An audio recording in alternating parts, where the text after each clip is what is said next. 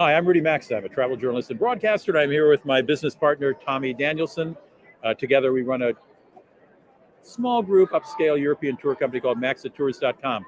But we want to talk today about sort of the state of travel. We're here on the floor of the Los Angeles Travel and Adventure Show, and there are tons of booths here from people selling travel. And we wanted to take a look at travel today on March 12th, 2022, in light of COVID and the conflict in. Let's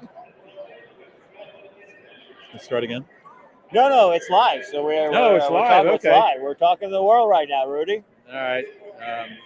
We want to talk about travel in light of COVID and, of course, the conflict in Ukraine, the invasion of Russia, Ukraine. And I got to tell you, Tommy, I'm surprised at the amount of interest we've had in European travel. And I'm not saying that because we run a European travel company. I thought the Ukrainian problem would just cause interest in Europe to plummet. And according to airline executives I've talked to in the last 2 weeks, that has not yet happened. No, I think that we had one customer contact us about the Best of the Baltics tour that we have for June, and it's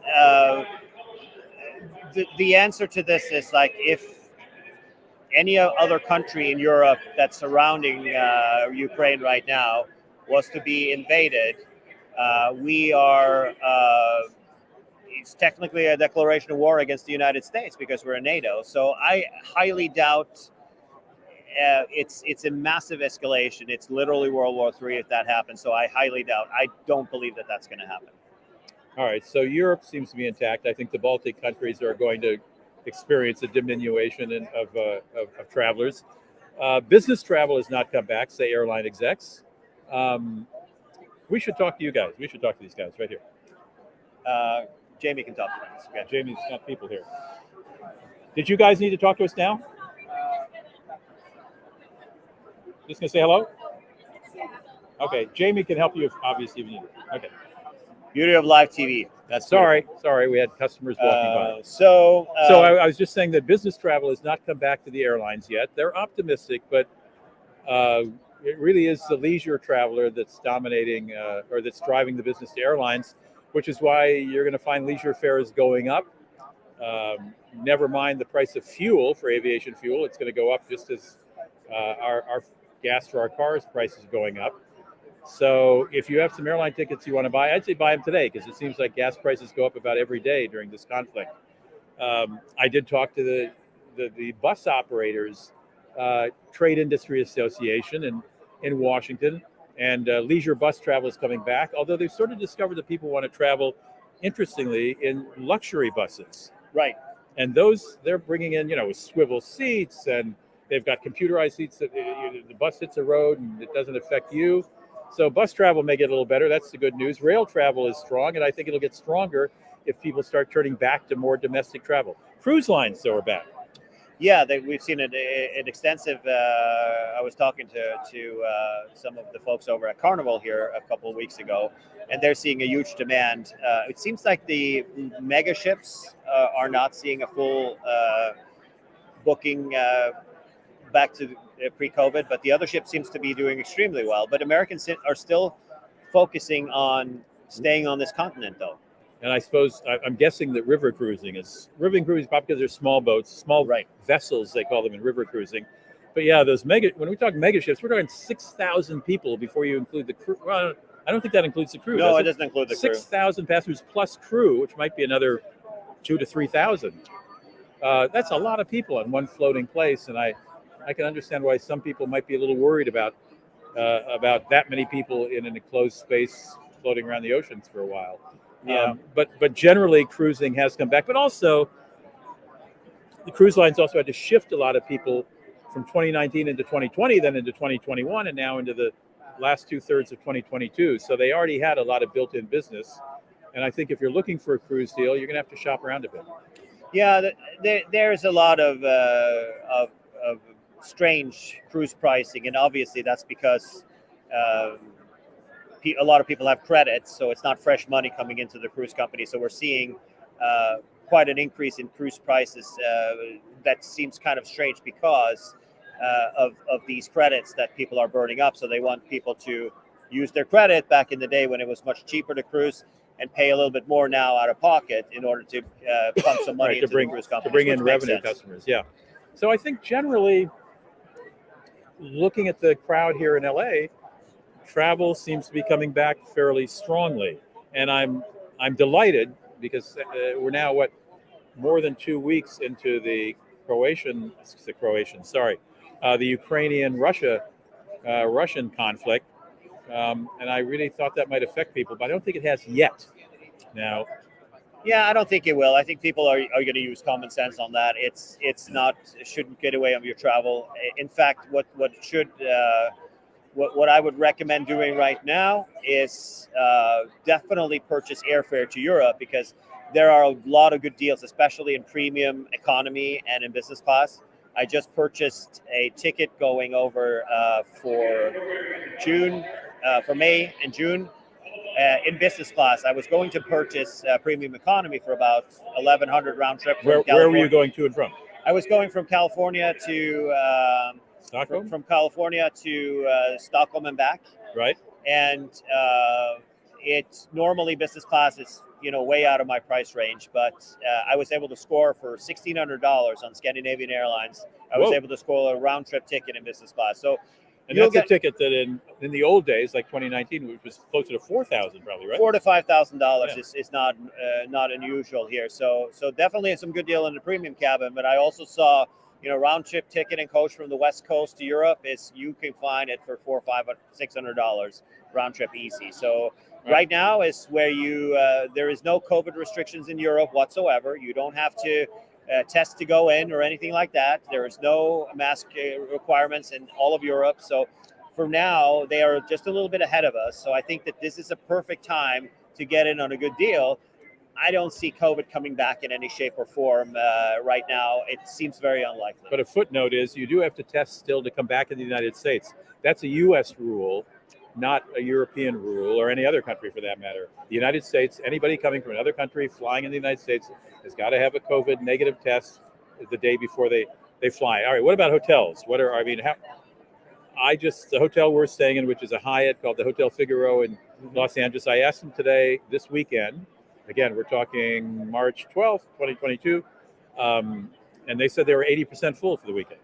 Yeah, I think that what we're seeing for the market is still the demand for domestic hotels, especially in Florida and California, Hawaii, and holiday destinations. They are abnormally high right now. The prices are just crazy expensive. So while overseas, that's not the case at all.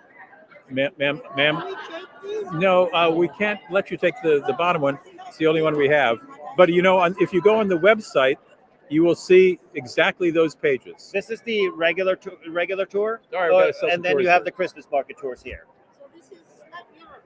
Yes, they're all Europe. They're small group tours, and if you go to Maxa Tours, this website here, you will see the pages of a day-by-day itinerary of all the tours. And you'll see the prices in those brochures, and the piece of paper at the end is your show discounts. Where is the show discount? Over here at the end. And you obtain a show discount by paying $250 per person by Monday night. That's refundable within 30 days if you change your mind. But that locks in the discounts for both tours this year and next year. We'll be back in about 5 minutes. Thank you.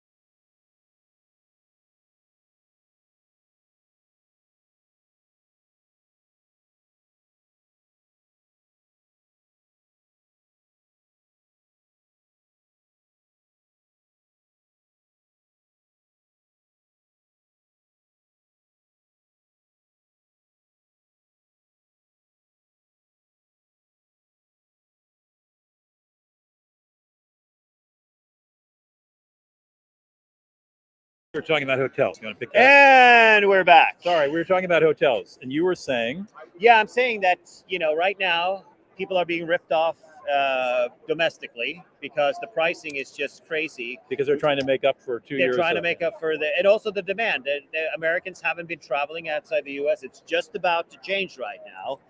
So that's why it's an amazing deals that you can be found in Europe and in Asia right now. If you take the chance, in Asia it's not open everywhere yet, but Europe is completely open and the prices are good. Like we saw on a Thursday, we were staying at the Residence Inn in Marina del Rey here in Los Angeles. Keep talking. And I'll it be was right back.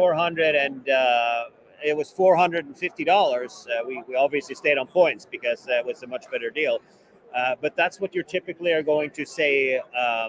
Typically, also notice in Southern California that the Ritz-Carlton on the coast is usually called the Laguna Niguel property, which is a popular place to stay right on the coast. Is right now. Normally it's like $500-$600 a night. Right now it's almost double that, sometimes even more than double that. I stayed there last spring, and I'm seeing the same pricing right this year as we saw last year. So right now, Florida hotels, especially Hawaiian hotels, California hotels, where it's warm in the U.S., it is most definitely a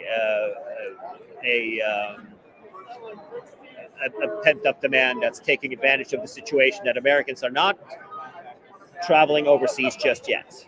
So the best advice when Rudy's coming back here now is definitely to look other places and plan forward, because like I said, like we talked about earlier, there aren't any restrictions in Europe right now. The restrictions to travel back into the United States is the only restriction is you have to take a test within 24 hours of heading back, which the hotels and everybody's happy to accommodate you on. You can buy these tests also that you do yourself. You're just on the line with somebody and that sees you do it or something like that, which is easier than going and doing it.